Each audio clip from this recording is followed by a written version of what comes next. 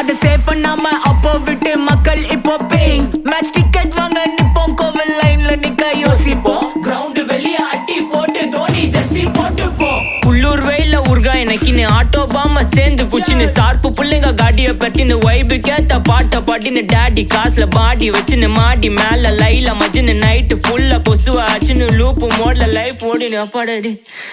அப்பா